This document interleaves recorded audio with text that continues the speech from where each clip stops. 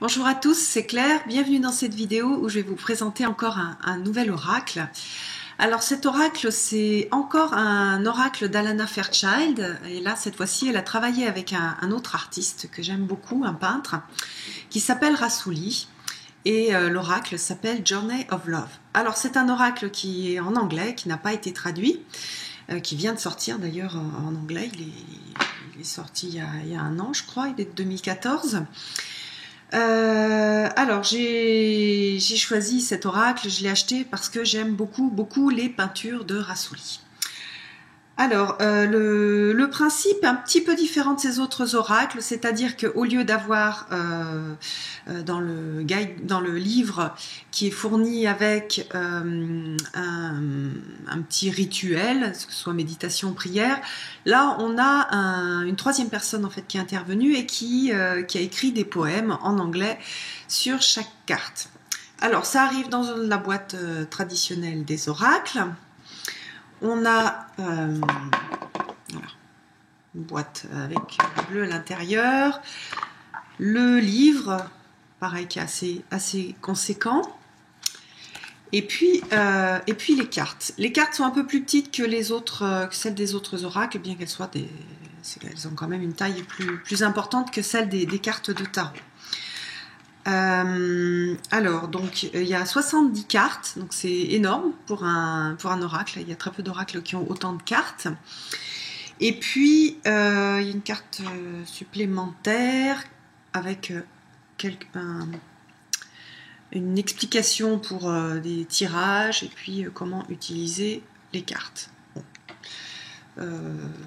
Voilà, c'est des tirages assez classiques. Il devait leur rester une carte dans le découpage, donc et ils ont fait cette carte d'accompagnement. Alors je vais vous montrer d'abord le livret. On a d'abord la présentation de tout, enfin un index avec toutes les cartes.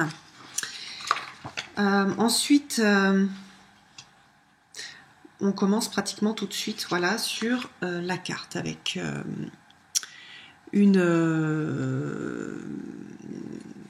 la carte en fait en noir et blanc, l'explication d'Alana Fairchild et le poème. Voilà, donc c'est beaucoup plus simple. C'est plus difficile d'accès pour nous les francophones, parce que pour être sensible à la poésie, hein, la poésie c'est ce qu'il y a de plus subtil dans la langue, dans l'apprentissage d'une langue, donc c'est compliqué de se laisser toucher par une poésie, surtout quand on ne connaît pas tous les mots, parce que c'est un vocabulaire aussi spécial. Donc moi, c'est vrai que je lis la poésie, il y en a certaines que je comprends qui me touchent, d'autres qui ne me parlent pas, parce que j'ai pas la subtilité nécessaire dans la compréhension de la langue anglaise. Par contre, ce qui est écrit sur les cartes est assez intéressant. Je pense que je vais faire le même travail que ce que j'ai fait pour l'oracle de Marie, qui lui était en français, mais je vais mettre quelques mots-clés sur chaque carte et un peu quelque part m'approprier le jeu en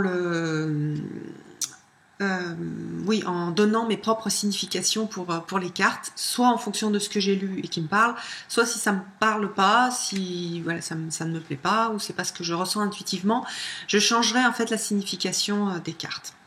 Voilà, donc on a dans ce livre, on a juste que la présentation des cartes. Voilà. Alors après, le plus intéressant, c'est que je vais vous montrer les cartes. Les gens qui sont sensibles à l'art abstrait, ça devrait vous plaire, et puis qui sont sensibles à la couleur comme moi, ça devrait beaucoup vous plaire. Voici le dos de la carte, donc c'est une des cartes. Et puis donc on va faire un petit tour sur... je vais vous montrer un petit peu ces cartes. Donc ce sont des cartes qui sont avec pour objectif donc l'amour. Par rapport par exemple à l'oracle de Marie, on travaille plus l'amour universel. C'est beaucoup plus abstrait en fait comme carte, donc on n'a pas trop les notions de peur comme on peut avoir dans l'oracle de Marie.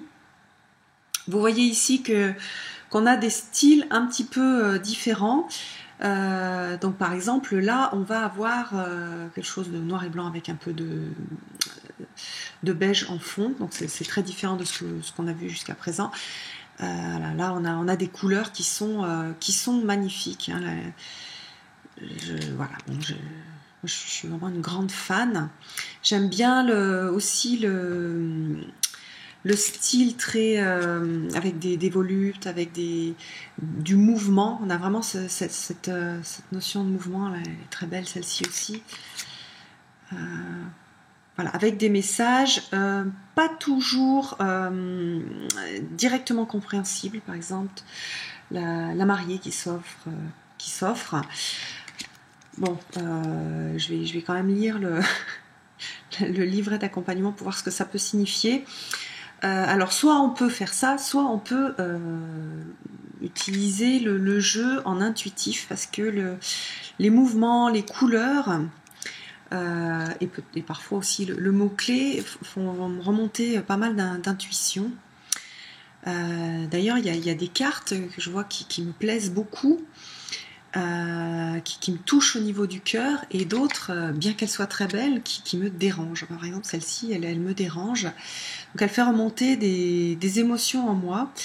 Et donc c'est ce que je trouve très intéressant dans ce jeu-là. Je vais un peu accélérer parce que sinon la vidéo va durer 2 heures. La flamme du Christ, j'aime bien cette carte parce qu'elle a elle montre ce côté androgyne de l'amour. Donc on n'a pas le Christ sous la forme d'un homme ou d'une femme, on a plutôt un personnage androgyne avec donc le rouge de la passion, et ce bleu de la partie, on va dire, sacrée. Dream a little, faites un petit passer sur du rêve. Là, par exemple, celle-ci, elle me dérange parce qu'il y a des parties vides. Donc on a parfois c'est moins abstrait que d'autres. Donc là, voilà, on a quelque chose de beaucoup plus figuratif. Là, un tout petit peu plus abstrait, mais quand même, on voit un personnage. Voilà, puis là, on est dans de l'abstrait. Donc il y a des couleurs, par exemple, ça, cet assortiment de couleurs, ça ne me plaît pas, ça me dérange. Mais ça va faire travailler une partie en moi. Ça, par contre, c'est extrêmement beau.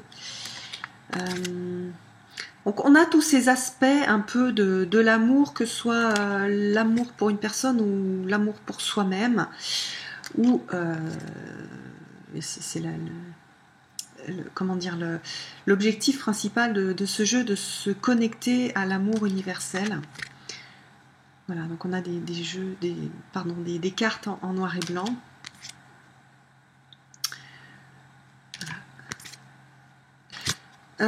Pour l'instant, donc j'ai utilisé que pour faire des tirages, tirages du jour, ou des tout petits tirages. Et puis pour méditer dessus, je ne crois pas que ce soit un jeu qui soit très adapté pour faire de la divination. Encore une fois, les oracles, c'est assez rare, hein, qu'ils soient faits pour faire de la divination pure. Sauf bien sûr l'oracle de Mademoiselle Lenormand, hein, les oracles de ce style-là. Mais ces oracles avec des grandes cartes, c'est plutôt des cartes à méditer. Ce sont des jeux qui favorisent aussi l'intuition. Donc c'est des jeux intéressants pour ça. Si vous voulez développer votre intuition, tirez une carte tous les jours, notez un peu ce que l'image vous inspire, et puis après allez voir, comparer un peu avec la signification du livre, ou pas d'ailleurs, c'est pas forcément obligatoire. Ça peut être aussi des supports de méditation. Enfin, celle-ci, la contemplation, c'est pour travailler justement en ce moment, moi je travaille le lâcher prise. Pour travailler des choses particulières, pour se connecter avec des énergies, soit qui nous manquent, soit qu'on a à développer, ou des choses il y a des choses qui se produisent dans nos vies et on a besoin de certaines énergies. Ce sont des cartes qui sont très très intéressantes pour ça. Rassouli, c'est un artiste, je crois qu'il est, je sais pas s'il est libanais ou iranien, et c'est un artiste aussi qui a fait des choses sur le soufisme. D'ailleurs, il va sortir aussi avec Anala Fairchild un autre oracle, qui va être l'oracle de Rumi, que je vais certainement acheter dès qu'il sortira. Donc c'est un artiste visionnaire, un artiste très intuitif, un artiste très mystique aussi. Donc c'est vrai que moi je me connecte bien, ça c'est l'image de la boîte, je me connecte très bien avec ces images-là, avec ces œuvres. Donc aussi c'est des cartes qu'on peut utiliser si vous avez un petit coin on peut appeler un hôtel ou un petit coin un peu plus spirituel, que vous ayez mis un Bouddha, que vous ayez mis une Vierge, que vous ayez mis quel que soit ce que vous avez, comment vous avez organisé votre hôtel, ce sont des cartes qui se prêtent bien aussi à la manifestation. Donc si vous voulez manifester quelque chose, ou si vous voulez, par exemple pour celle-ci, moi je l'ai utilisée comme énergie de protection, donc c'est She Loves, elle aime, mais c'est en fait c'est Marie ou Isis, ou enfin en tout cas l'archétype de la mère qui protège. Donc je l'avais mis pour travailler ce sentiment de sécurité intérieure. Voilà la beauté intérieure. C'est des cartes que j'ai utilisées, hein, donc plus sur des énergies de cœur. Bon, là on a quelque chose de plus yang, de plus en mouvement. Le héros qui flambe.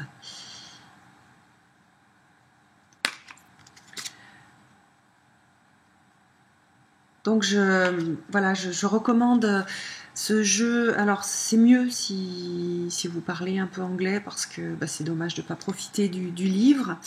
Les poésies, sauf si vous êtes vraiment complètement bilingue, vous n'aurez pas accès à la totalité de ce qui est proposé dans les poésies. Par contre, voilà, si vous avez comme objectif de développer votre intuition, si ces cartes vous plaisent, si au niveau graphique elles vous parlent, si vous travaillez l'amour, le lien, donc l'amour universel, le lien avec les autres, c'est un jeu qui est très riche et qui peut apporter pas mal de choses. En tout cas, moi j'ai déjà vu